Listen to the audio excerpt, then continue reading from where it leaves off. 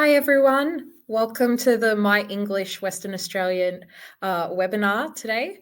We're going to start pretty soon, just making sure everything's all good to go. So I'll just start by introducing myself. So my name's Isabella Votsis. I'm a learning designer here at Oxford University Press in Melbourne. And today we're going to be talking about the new WA English curriculum, and I'll be introducing Oxford's new My English series for Western Australia. So we're going to begin with an acknowledgement of country, and we would like to acknowledge the traditional owners of the many lands on which we create and share our learning resources.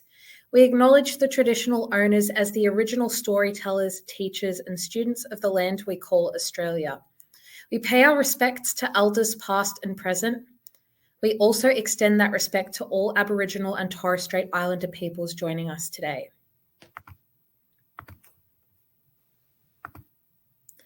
So, before we really get into it, I just want to introduce our presenter today. So we're lucky enough to be joined by Rachel Williams. She's the co-author of Oxford My English 7 to 10 Western Australia and an experienced English educator. This is an overview of what we're going to be discussing today in today's webinar. And as you can see, we're going to be discussing the structure and content. Then Rachel is going to be talking to you all about challenges in the English classroom, implementing the new curriculum, and embedding grammar and literacy skills across the English curriculum.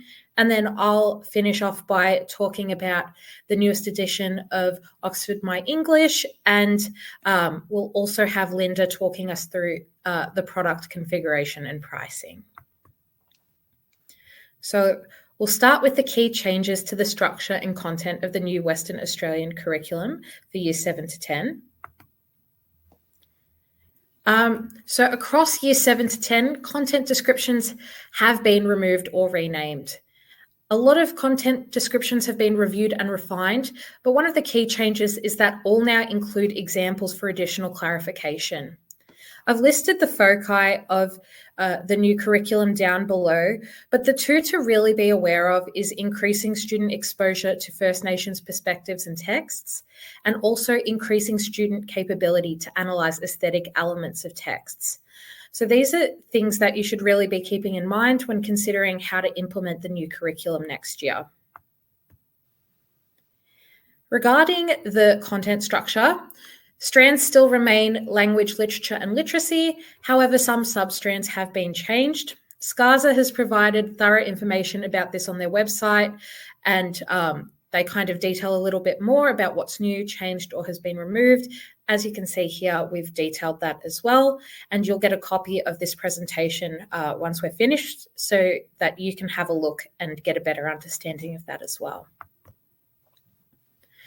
So talking about the foci, one of the key changes that we've just discussed is the inclusion of First Nations voices. So in the new curriculum, there's a more explicit inclusion of First Nations voices to align with cross-curricular priorities. And that's a priority all across Australia. Engagement with First Nations voices has been added to the content descriptions for all year levels at junior secondary, so from 7 to 10. And this is really an opportunity to honour the voices of First Nations peoples and their histories. And we can do this by being deliberate with selection of texts. So I've just listed the content descriptions for each year level here. Again, you can have a look at that when the presentation is sent around later. Here are some examples of First Nations texts you might consider implementing into your curriculum. So just keep those in mind. The next change that we're going to talk about is the emphasis on the aesthetic, which is quite a significant change in the curriculum thus far. So a main thing that we're trying to achieve here is imparting to students an appreciation of the aesthetic, although this can be quite hard to assess. So what the curriculum is really asking you to do in 2025 is to help students learn to identify, explain, and analyze how written or visual features are used to express something. So a setting, character, a feeling. Again, we've got some more in-depth descriptions here for your reference. So now Rachel's going to talk about the challenges in the English classroom. Okay, well, I'm sure I'm probably not going to be saying anything that would be surprising or new information to you in relation to challenges in the English classroom, but I think it's worth us, before we look at touching on implementing the new curriculum and how the My English series might be able to help with that, it's worth us touching on just what it is we're facing going into the classroom before we're even looking at the curriculum that we're attempting to teach. And I think, English is a bit of a unique subject. We do have the same sorts of, I guess, behavioral challenges that you get in most subjects in high school, but there are some subject specific things as well that that are a little bit unique to English. Maybe a little bit unique is not the right way to put it, but yeah, there are some additional challenges that I think we as English teachers have to face that teachers in other subjects perhaps don't have to. So it just, in terms of my own background, I've been teaching for 20 years now in Victoria. I'm not quite sure how I got to 20 years or where all that time went. But I certainly think that over that time, education has changed, and our students have changed, and the sorts of stuff we're facing in the classroom on a day-to-day basis has changed as well. And the things that stand out to me as making things more challenging for us as English educators, and trying to make sure that students, can learn all of the skills that the English curriculum requires of them. There's quite a few barriers to that, and the first lot of barriers, I would say, are sort of behavioural challenges. So these are things that are probably shared by other subjects, with just, sort of one major distinction that you can see at the bottom of my list here. But from my perspective, I feel like, we are all battling against student disengagement, probably to a greater degree than we were when I first started teaching back in 2004, 2005, simply because there is so much more available to students these days that can consume their time, all of their energy, outside of the classroom. So often we are battling with students who would much rather be putting their attention elsewhere, not like the good old days, when I was in school, where, you would go home and you'd read a book because there was nothing else to do, or because, or the other option was watching reruns of The Simpsons. That is telling you something about how old I am now, that was my high school experience. But certainly these days there is a lot of competing demands upon students' attention, and they have lots of opportunity to bring their attention elsewhere. And then when you have them sitting in the classroom and you need to teach them some of the finer points of grammar, there is nothing that they would like to do less than actually engage with that a lot of the time. So that's one of our major challenges as a subject. I think these days as well, compared with, the good old days, we are experiencing probably a lack of parental support. And I think that's probably across the board in Australia from what I've heard in other states.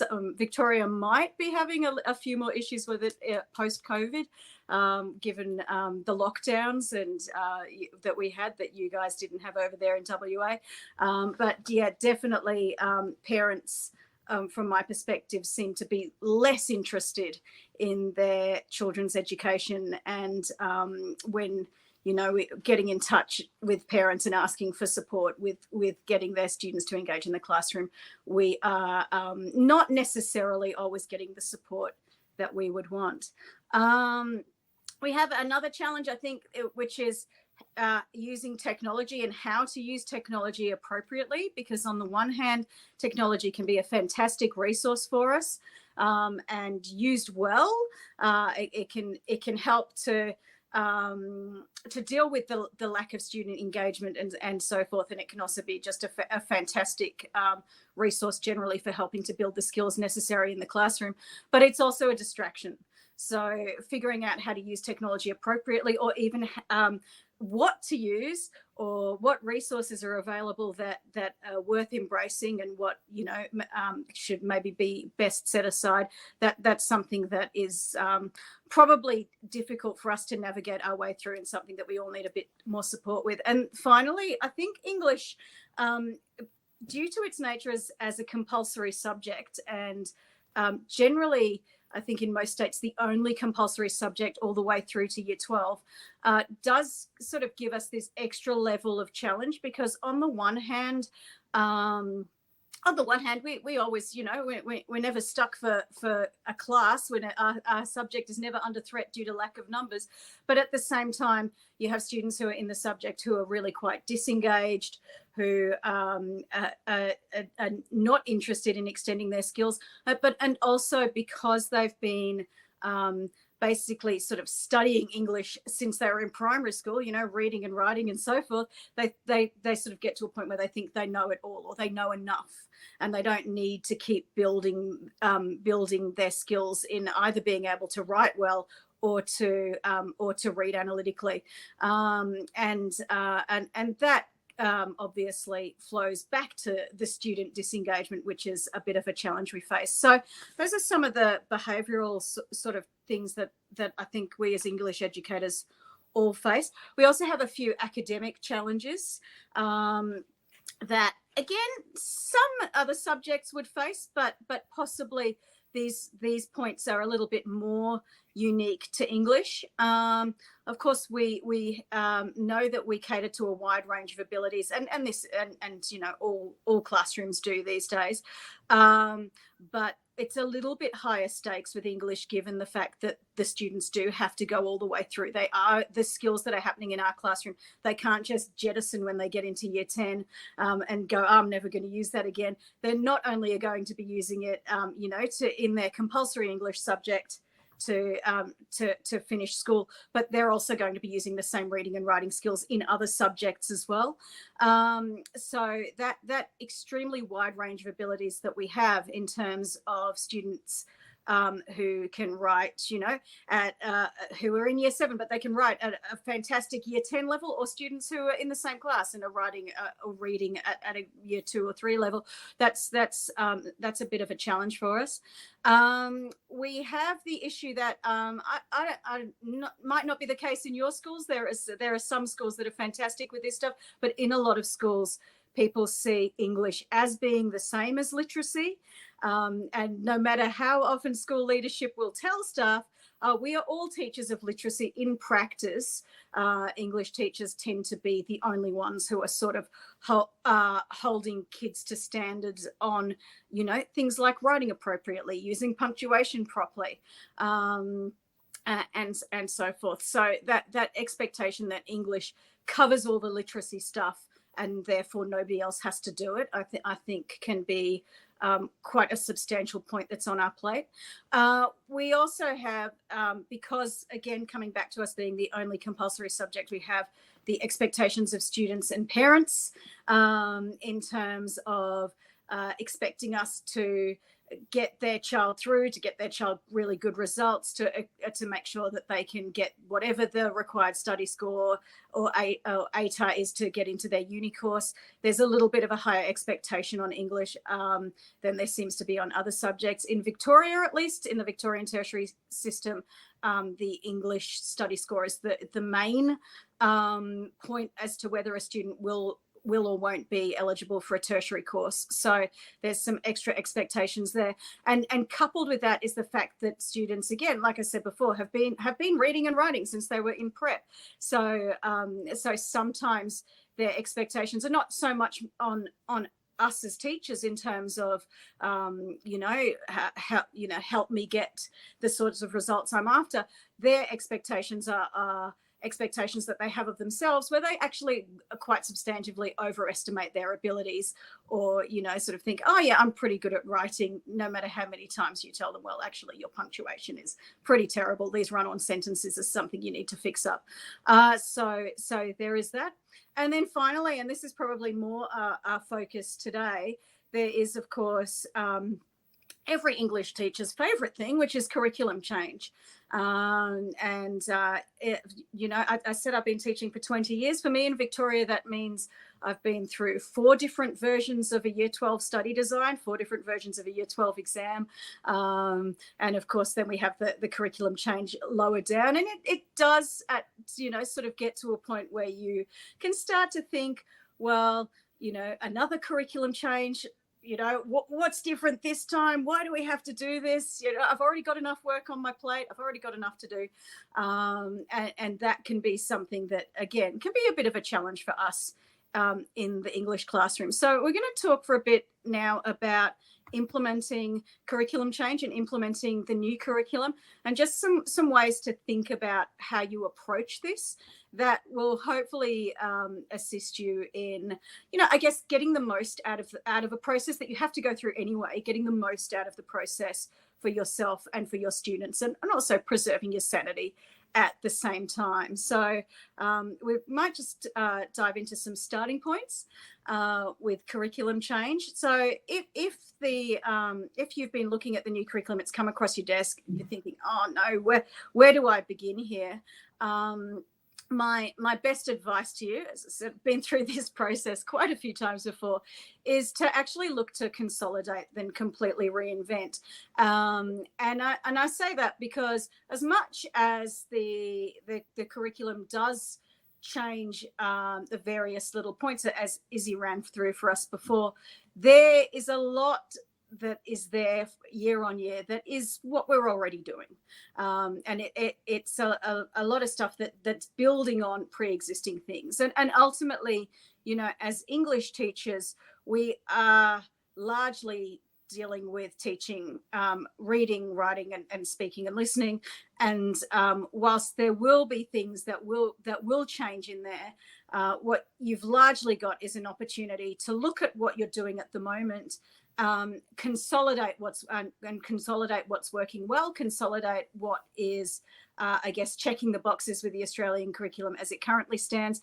It doesn't necessarily mean you have to throw everything out and reinvent everything. I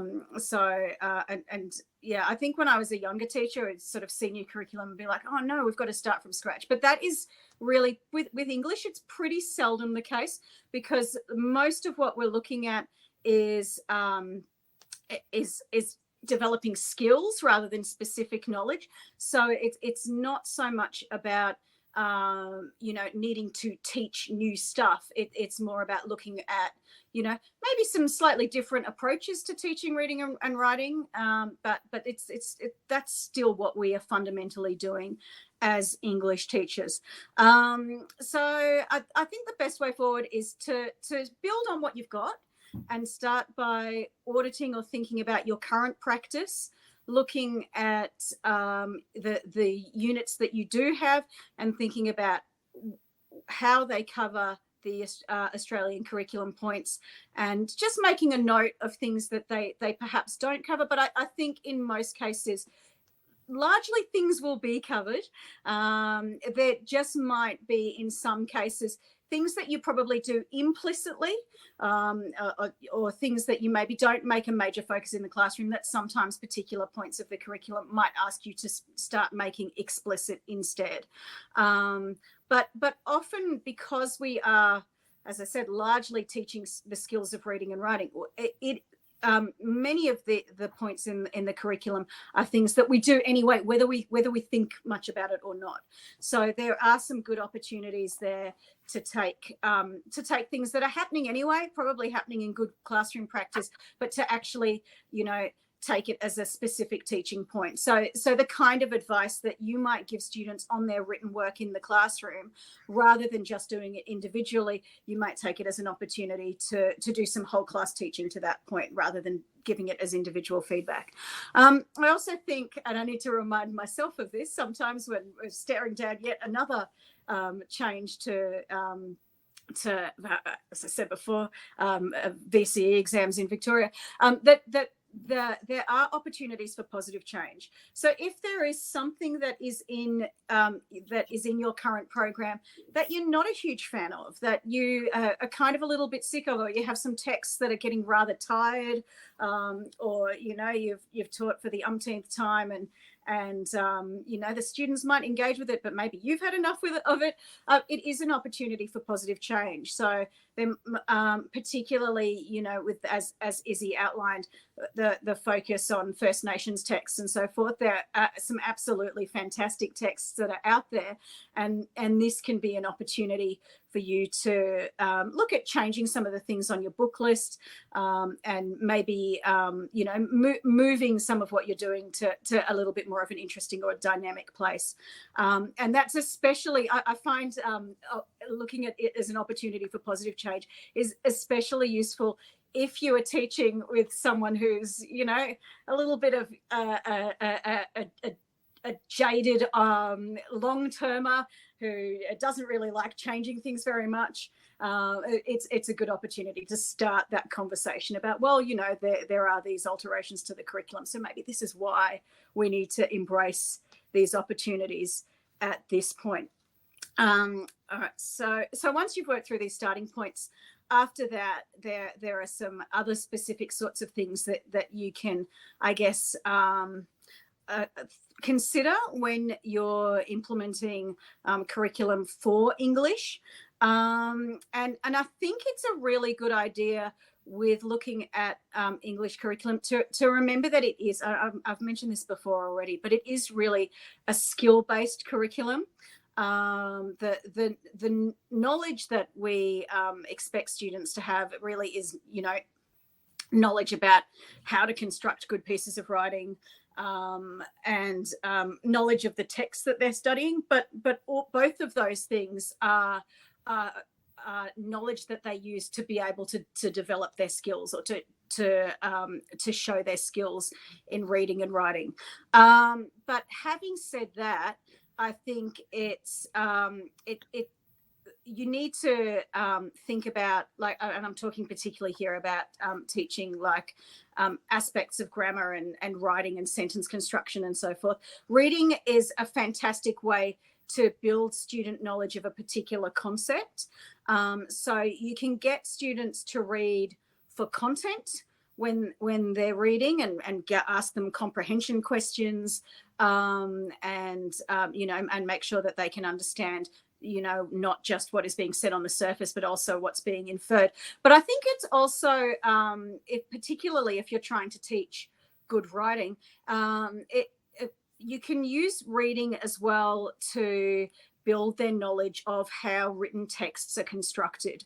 So, sometimes it can be a great exercise to take a passage of a class novel that you're reading together, and ask students to not just do the basic comprehension stuff, but ask them to, for example, read a passage and annotate the passage in terms of looking for how many clauses are in the sentences, or even if the students are not quite at that, how many sentences there are, what are the punctuation marks that are being used in this particular passage. Why is that punctuation mark used there, and this sentence finishes in a different way? So I know when we're, as English educators, we love to teach text, we love to teach literature, but I think sometimes we forget that when students are reading, they're not just learning about content from it, they are also learning how to write. Every text provides an example of usually pretty good writing, and you can use that to help them build their understanding of how to construct a well-written text. And once they've done that, once they can read to find things like, whatever your focus happens to be, whether it's punctuation or clauses or phrases or something like that, once they've got that, then they can use the passage that they've read as a model to then write their own. And so I like to think of it as reading to build knowledge of how to write, and then you write to build the skill as well.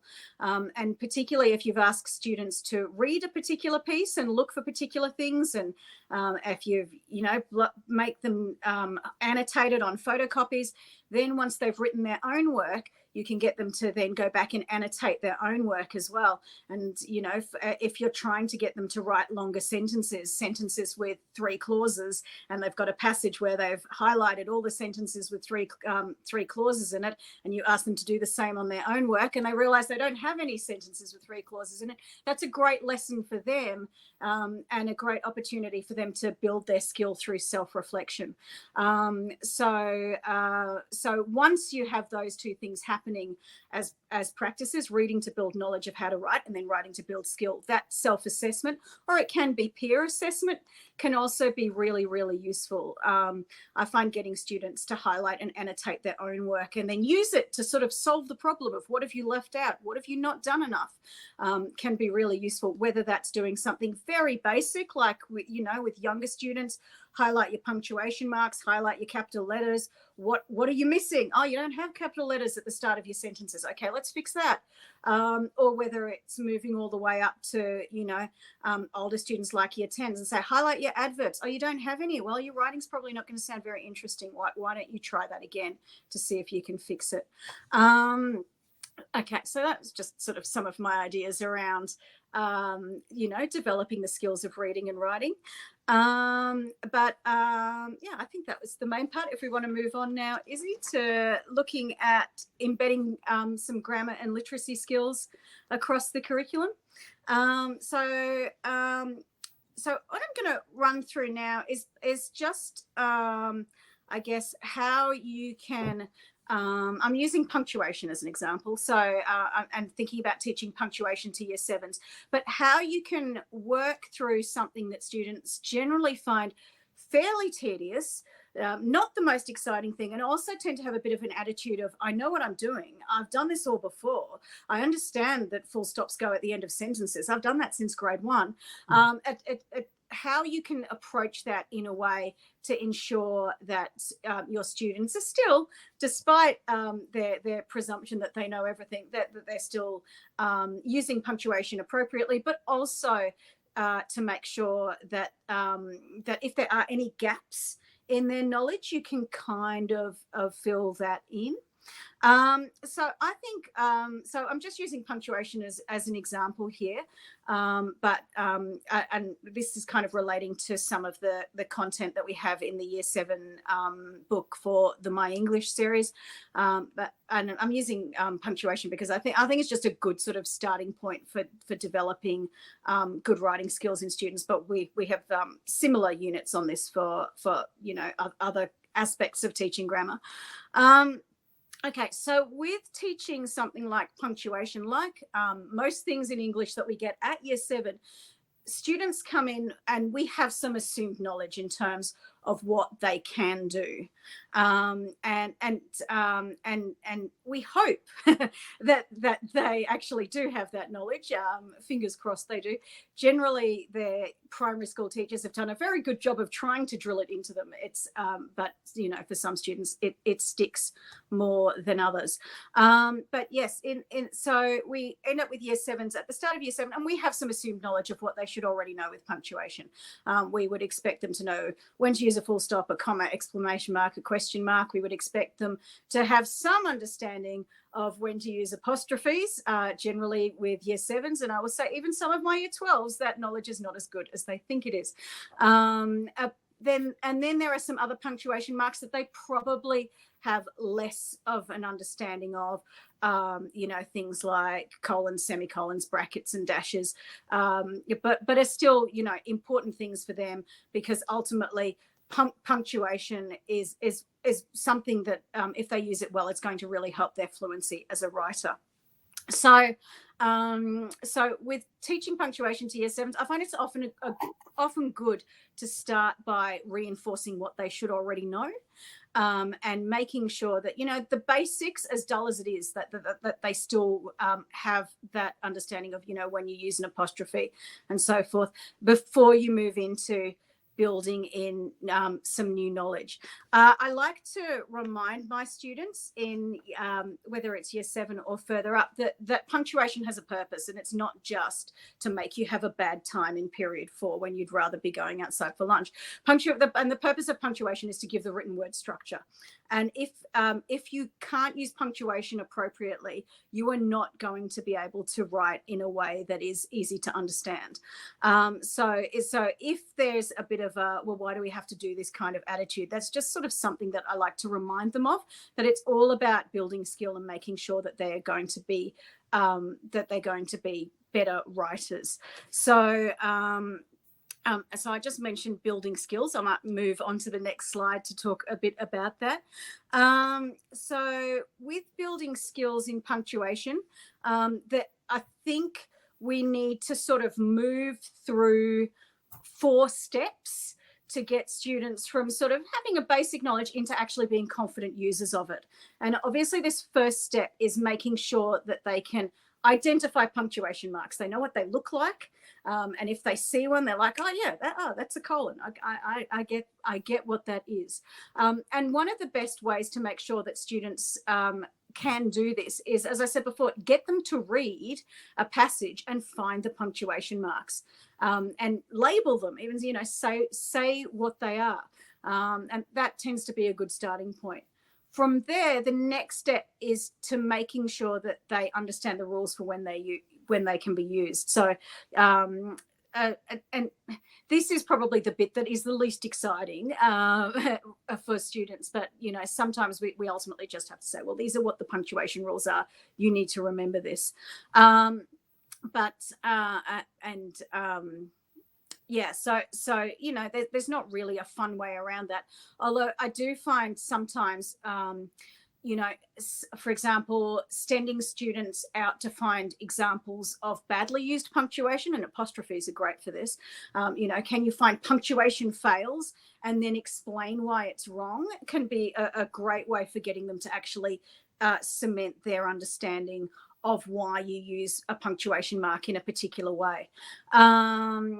The more you get them to look critically at how punctuation is used in pieces of writing, the more likely they are to be able to use it in their own text as well.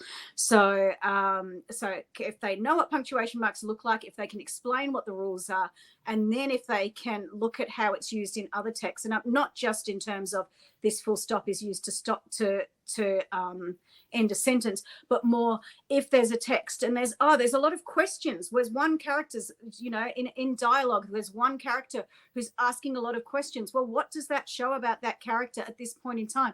Maybe it shows uncertainty. Maybe it shows that they're not very confident about something. You know, so actually talking about the aesthetic or literary effect of punctuation marks is kind of the next step up.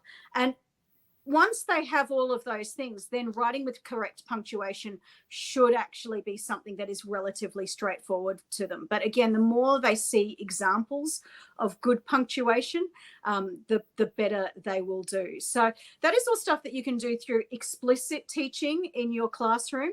And then you want to start getting students to develop some independence with their writing, so that they're not relying upon you to always correct them or to tell them when they're wrong. Because ideally, once students understand this stuff, you don't have to be the source of all knowledge about how to use it anymore. They can begin to do that for themselves. So if we pop onto the next slide, there are some things that you can do to try to get students to develop a sense of independence in how they use punctuation. And then from there, it should mean that you are no longer, as you know, even we often are as even year 12 teachers, the person who's correcting everything, and then you give it back and they fix it. Hopefully they get to the point where they can fix this stuff themselves, or they are critical enough in looking at their own work that they know how to not just correct their work if it's wrong, but hopefully not even make mistakes in the first place because they know it well enough. So once you've done a lot of stuff in class to the whole group, I find actually student-led tutorials can be a really useful way of getting students to develop their independence. And we've got up here a little screenshot of some lesson plans that go with the My English series that sort of help out with some ideas for how to do this. But even sort of putting your students into groups and asking them to come up with a mini lesson about how you would teach, for example, correct use of a possessive apostrophe versus an apostrophe of contraction, and present them back to the class, that can be a good way to get them to develop independence, because when they are teaching the class about these things, then they become the experts and it's no longer about you telling them what to do. I really like to get students to find their own examples or to write their own examples of good and bad uses of punctuation. And I particularly like asking them to write their own questions to get other people to fix. So, write 10 sentences that are badly punctuated and then swap them with a friend and both of you correct them. And I mentioned using real world examples before. Okay, and I think I'm just about running out of time, but I'll just talk really quickly about dealing with mixed abilities as well, since that was something that I touched on at the start of the presentation. So if we just move forward again, Izzy. So one of our biggest challenges, as I mentioned at the beginning, is about how we cater to mixed ability groups. And I think it's important for us to really look at when considering the abilities of our students and the fact that we might be dealing with in a year 7 classroom, everyone from, grade 2 or 3 standards, hopefully not much lower than that, but you never know, all the way up to sort of year 10 and beyond. So it's a good idea to kind of identify the different entry points that students are coming in at. Even if a student doesn't really know much about much beyond when to use a full stop or a comma, they can still work. You can still work with that by bringing them back to this idea that these things give your written words structure, and you need to use them. Equally, if a student's very confident with their writing and is using all sorts of punctuation marks in very complex sentences, then again, it's still good for them to have an awareness of why it is that they're doing that. I think, for your students who are struggling with this, it's always a good idea to try and consolidate their existing knowledge before bringing anything new in. So it might be the case that, other students are learning about semicolons, and for some it might be better to actually, hey, let's just get you using commas and full stops properly. We'll deal with that later, because you're probably not writing the sorts of sentences that need semicolons anyway. But at the same time, we want to extend our capable students and still give them the opportunity, because we don't want those students twiddling their thumbs because they know when to use a full stop properly, and they have been doing for many, many years. So I actually find one of the best ways to cater for mixed abilities is to get students to collaborate and group them up. But rather than putting them in ability groups, I think it's great to actually have really mixed ability groups, so that you have a student in a group or a pair who's an expert and one who maybe perhaps doesn't have the same expertise, but can then learn from their peer. So I think there's lots of games that you can play with punctuation, but some that I like are things like punctuation bingo. So you make up bingo cards with different punctuation marks on them and get students in the class to write sentences that have different punctuation marks in them. And then you can project them onto the whiteboard and see who gets bingo first. But if students construct those sentences in pairs, one higher ability student with one lower ability student, the lower ability student is definitely going to learn something about punctuation in through that process. And the higher ability student is going to have the opportunity to show off a little bit as well. What else do other ones, like you can, play memory. So get them to write, 25 sentences or 20 sentences that have different punctuation marks in them, turn them over. Oh, does this one have a comma? Yep. This one's only got an exclamation mark, put them back face down, go looking for some other ones. But again, it's all about getting them to think about how punctuation marks are used in the sentence. And it's really the writing skill that in preparing for the game, that's the important thing. But then, of course, they get to have the fun of playing around together. I think I've just slightly exceeded my time there a bit, so I will stop now. But I hope that was useful to everyone. Great, thank you, Rachel.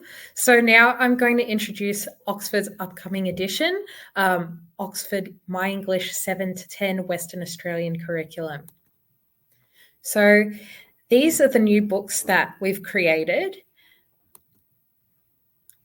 They're quite consistent with what we've previously published in terms of the print documentation. However, the digital platform has a lot more on offer now, which is really exciting. And the content has been designed to cover crucial English skills like grammar, spelling, vocab, everything that Rachel has just been talking about.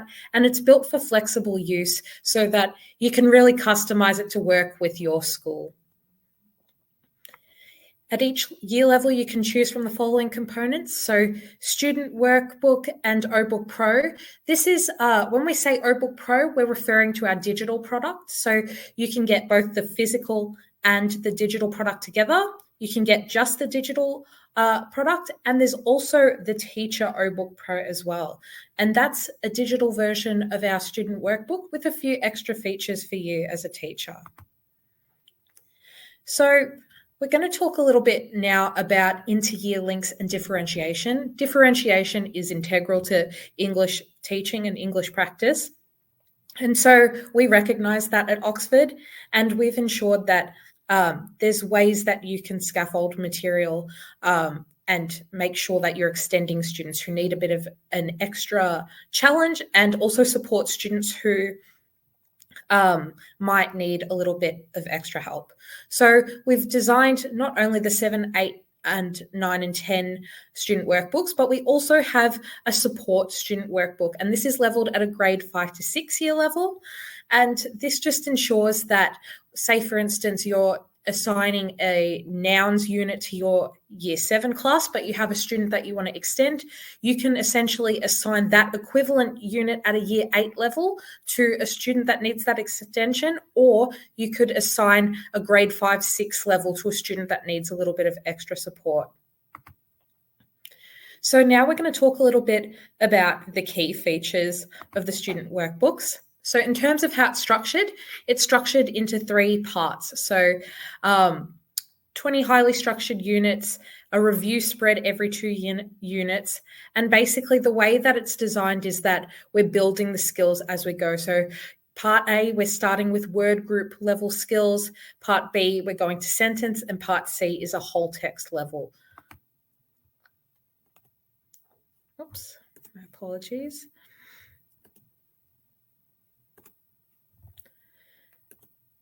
So this is how it presents itself in the text.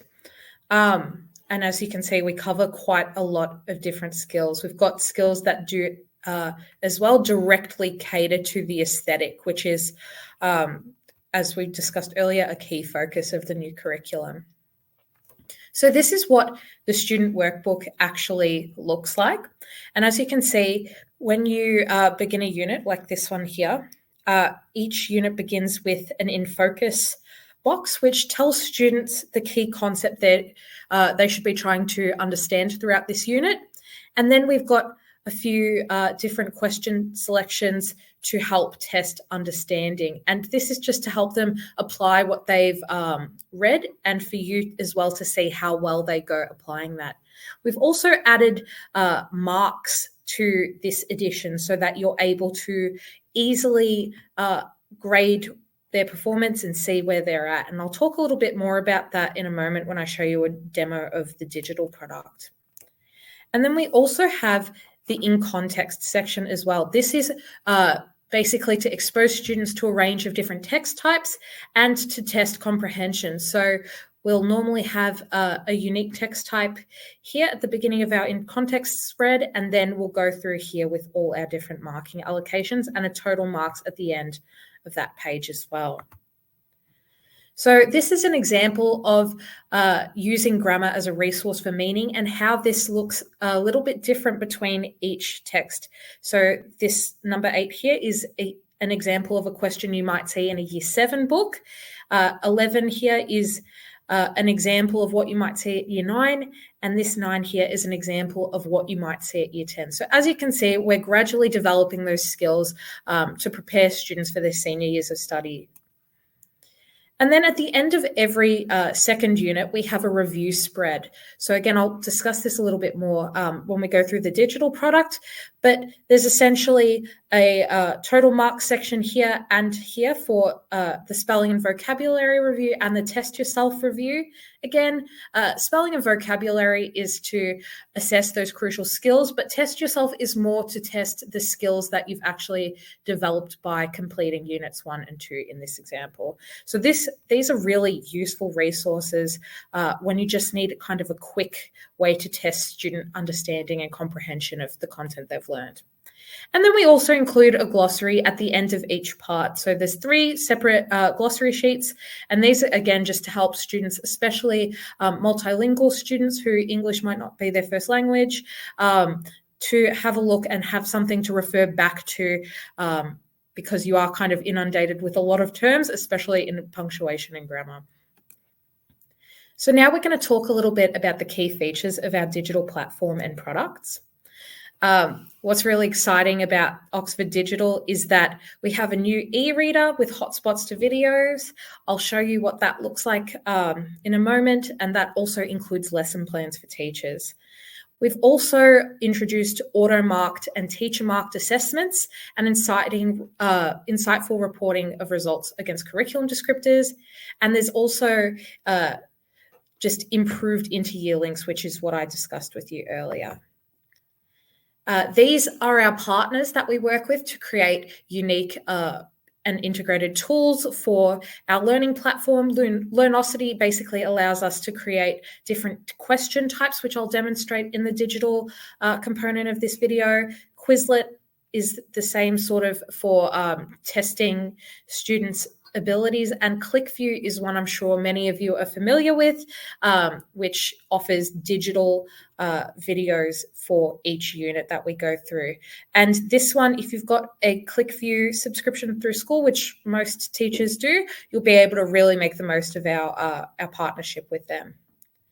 So again, going through these key features, the digital workbook basically means that now all workbook questions can be completed online or in the print workbook, and you can consistently compare these results, especially when you have students who miss a decent amount of school. Those students will still be able to keep up with the work, and you'll be able to consistently see how they're performing against their peers who perhaps either writing in the physical book or using the digital product as well. And I've talked a little bit already about our enhanced digital support, but it's a lot more interactive now, and I'm quite excited to show you guys what that looks like. And these are some of the other offerings that we have. So a lot for teachers in terms of teacher notes and course planners, which are really useful. For students, we've got NAPLAN style language convention tests, video tutorials, and the inter-year links. So now we're going to have a look at the Student and Teacher OBook Pro. So we'll just navigate to our demo video. Great. So as you can see, we are on, we've just logged into the My English book from the Oxford Digital Library. So we're going to be having a look at the Year 7 example of the OBook for Western Australia. This is what the e-reader looks like. And as you can see, each unit includes an in-focus and an in-context spread. And as you can see as well, there's that mark allocation. So we also have hotspots within our text. So as you can see here, it's linked to learning intentions and success criteria. And those video links are also embedded. So you can really get all of those resources without even having to exit the e-reader. So basically, again, introducing marks is really just to have that consistency across the physical and digital workbook. And we do this through embedding quizzes throughout the workbook as well.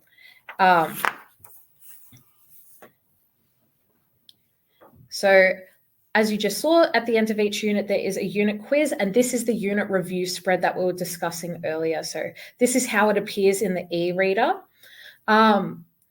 And basically, This is, again, just to function as a review resource for students and for teachers. Here is another way that you can access those resources. Instead of clicking on the hotspot, you can click the resources tab and it appears right next to the workbook. And as you can see, these are all of the available resources for this component of the book, for this page. So we've got those interyear links, which I was talking about earlier. So this is the relative Year 8 unit to the Year 7 unit that we've just presented here. And also we have examples of our lesson plans. So these are resources that would only be available and visible to teachers, but this is how it appears when you open that up, and that is directly linked to the Western Australian curriculum and the strands and substrands and content descriptions. We've also got learning intentions and success criteria all done for you, so there's no extra work, which is, I think, a relief. There's a lot on your plate as an English teacher. And we've also got here some possible activities you might choose to implement when integrating our resource into your classroom, as well as some additional options for differentiation with support and extension. So we've tried to think of everything just to make your work as a teacher a little bit easier. And here again is those equivalent units across. So now, these are the activities that we were talking about, the In Focus activities, and this is basically how they appear to students who want to complete them digitally. So they'll get that introduction box before they're asked to complete the questions, just so they're not going into it blind and they can revise what they need to know. This is what it'll look like after they've completed the assessment. As you can see here, that result was a 0 because we're just clicking through. Hopefully your students are performing better than that. And then here is an example of the in context spread. And this is what it looks like when students are completing that on our digital platform. So we've designed it to be interactive. And here is how students would input short answer questions. So that's what we're testing with in context. And here again is an example of what that quiz would look like when students are completing that. And for the quiz, we also include that introduction box just to make sure that, again, students can remember what they're doing. It's really important that students are like reconsolidating what they've already learned. They already learn a lot in a lot of different classes. And I talked about our partner Learnosity earlier. They basically give us the functionality to give students these different types of questions. Like here, we've got a drag and drop example, just makes learning a little bit more fun. Here, we've got some pictures as well. It's really important to do this because, again, students are bombarded with a lot of digital items every day, and we want to make learning as interesting as possible. And here's an example as well of a click view video that is applicable to the unit that we're demonstrating. So this is how you might choose to navigate to different units within the book through the e-reader, but you could also choose to navigate through this resources tab here separately. And here you're able to observe different resources. We're using the Teacher O book so that you can see the curriculum grid, which has those links to content descriptions and strands and substrands. So again, just so that you know how you're meeting the curriculum, I think it's good to keep these in mind when you're teaching because, you want to know what skills you're actively assessing. And so we've tried to make that a little bit easier by showing directly the correlation between curriculum and our content. And we also offer pre-testing and post-testing as well, just at the beginning and end of each part of the book. So as I said earlier, there's 3 parts. And this is just really good because you're able to observe how your students perform prior to learning the content and how they perform following their learning. And as you can see here, we have a lot of different accessibility options to help students navigate because we recognize that students have a lot of different needs. And again, this is just how that kind of looks if you're navigating through the resources tab. It's really at your discretion what you choose to use. And again, here are those review options. And now we're going to have a look at, after the post test, we'll have a little look at what the Quizlet functionality looks like as well. So I mentioned that they're another one of our partners. And essentially, this allows students to do digital flashcards, which again is a way that they can test each other and still kind of have fun learning the content. I also mentioned that our assessment capabilities and our reporting capabilities are quite new and exciting to this platform as well. So this is an example of how you can really automate marking. So for the In Focus section, that is completely automated now. So you don't have to do any additional marking. For the In Context spread, because it is short answer, teachers can review it, but you can do it from the comfort of your computer without having to lug 25 student workbooks home. And what's great as well is you can directly type answer feedback for specific questions. And you can submit this to students instantly. So again, students don't have to wait till your next English class, or if they miss an English class, they can receive this as soon as you choose to send that back to them, which is a great feature. And you can also really input your own assessments as well, which I kind of want to show you in a little moment. But it's pretty easy. You save it and then you can send it directly out to students. So that's just what we're demonstrating there. In terms of curriculum reporting, this is another really great feature because we can see how students are performing not only against the assessments that we're giving them. And as you can see, this is sort of how that looks. But we're also going to have a look at how they do against the actual curriculum standards. And you can see as well that we've color-coded that so you can see where students are performing visually. It makes it a lot easier to see if there's a specific skill that all your students are struggling with, or if one particular student is struggling with a specific skill.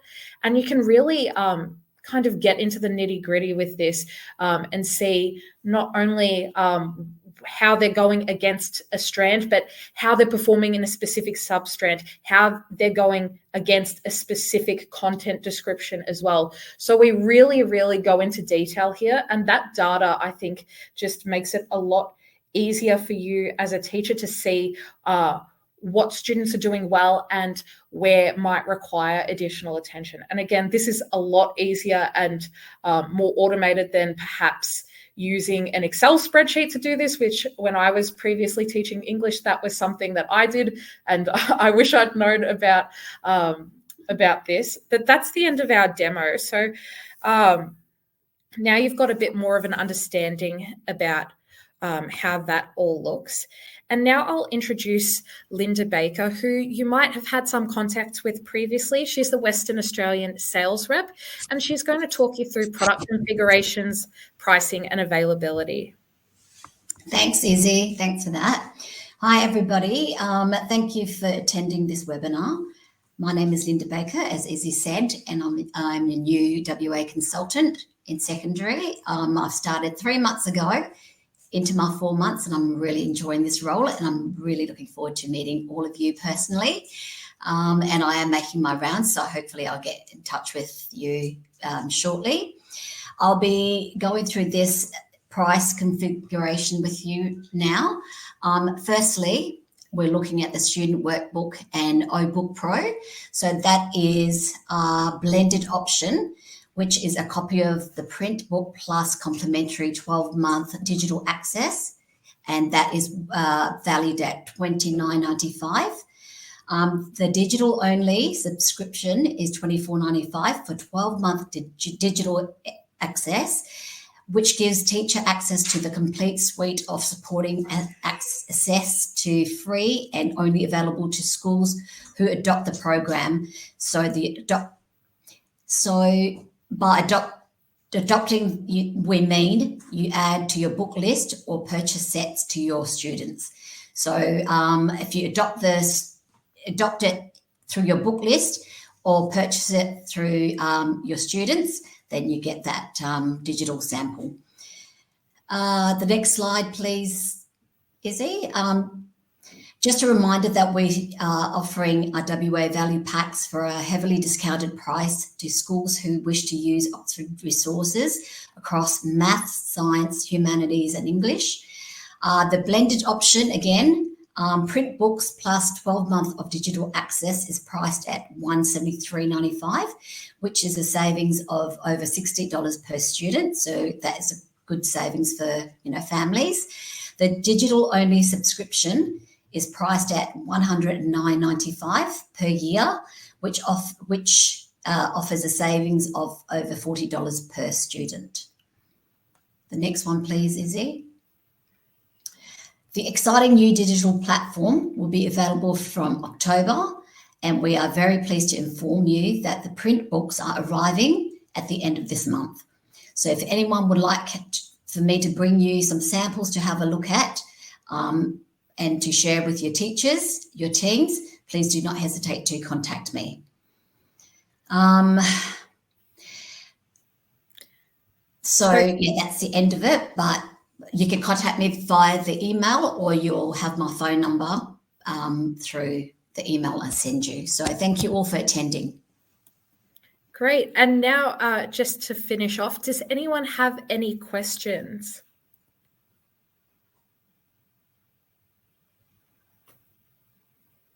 No? All right. Well, it was lovely talking with you all. Hopefully you got something useful out of this.